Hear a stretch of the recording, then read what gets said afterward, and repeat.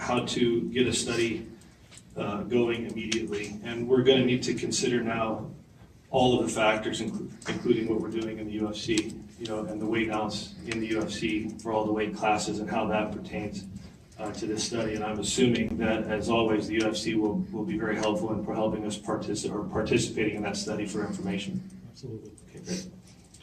Okay, great. That's my final comments. I would look, based on the comments that were provided here today by all of the commissioners, I would look for a motion on item number 7.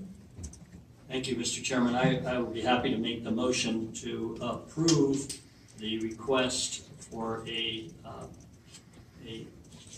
waiver of our longstanding rule of providing for a 10-ounce glove on any weight class over 147 pounds to a 8-ounce glove, in this case, on a one-time exception only, and subject to three stipulations. One is that the gloves will be inspected personally by our chairman and by our executive director prior to use that evening.